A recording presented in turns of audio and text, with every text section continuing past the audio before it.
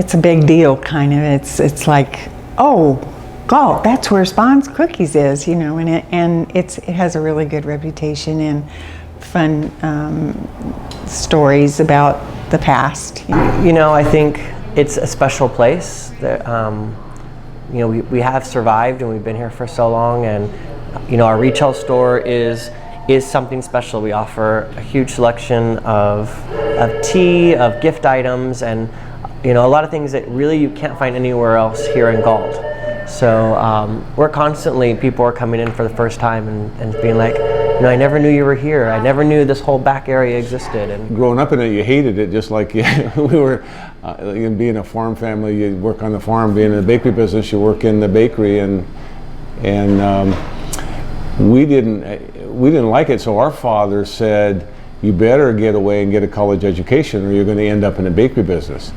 And so I went away to Humboldt State College, and I have a degree in forest management, and then worked for the state of Washington for a couple years.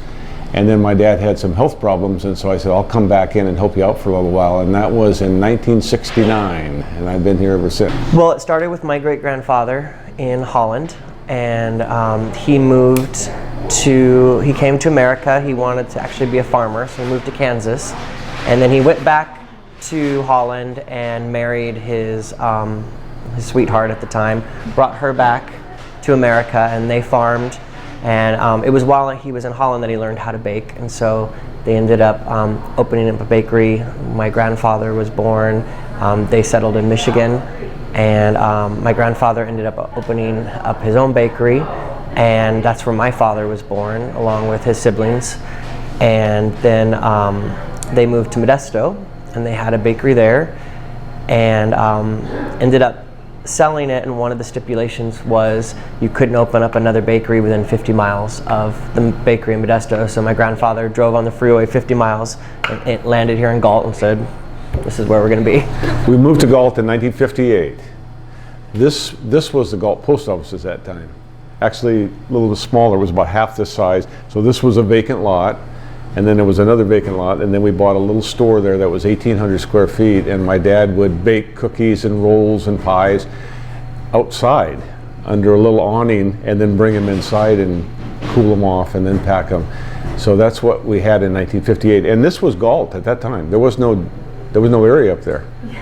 There was 1,800 people also, and so from then we just kind of expanded into different areas and started to grow, and then bought different buildings, and so we have all of that area across the street as our buildings also that we rent out.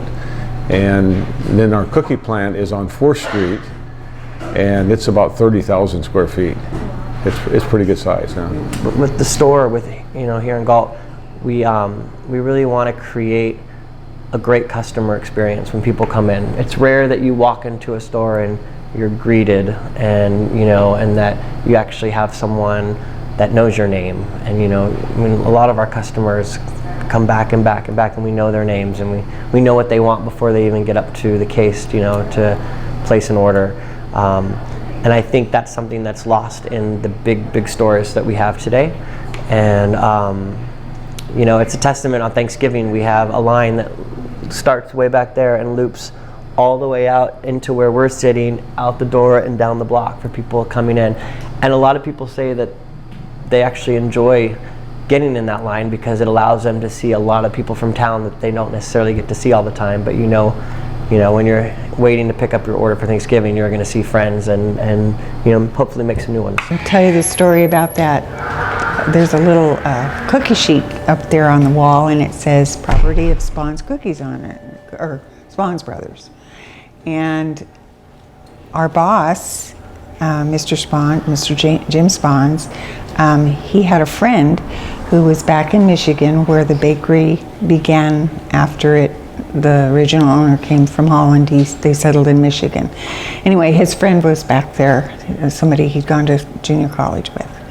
Went back there and was wandering through the town dump and found this cookie pen with our name on it, brought it back to Jim. I think probably what happened is you learn that in a family business, a lot of people think, well, wow, you got your own business, you could just take off and do whatever you want. Well, you can't. You're probably tied here more than my employees go home, we have to stay here and finish up things that have to be done. And so you're working with a banker 1 minute trying to get a loan for more equipment, and the next 5 minutes you're out sweeping the sidewalk because it has to be done. So you don't have it's not a real glamorous life, although you get a lot of satisfaction because it is your business and your family. My grandfather started in 1896 in the bakery business, so we're holding that tradition, and so you get the satisfaction out of it also. My favorite products, I think, would be basically, I love the pie. My father owned a bakery, and his pies were very similar. And I hunted a long time to find that in my lifetime after his bakery was no more. And here they are, and here I am. But I enjoy those. I love that. Well, my favorite cookie, and that's just from childhood, is the fudge brownie cookie. And it's one of the ones that a lot of people note when we're making it, they can smell. I think my favorite is the oat bran raisin cookie, because I made that up years ago, and it was successful, and we got it in Costco stores, and we had it in there for 10 years, and that was one of our big successes. But I also, another favorite is the little windmill cookie, the little Dutch spice windmill, because it kind of brings up our heritage, and it's shaped like a windmill, and so it just kind of always reminds me of my grandfather coming from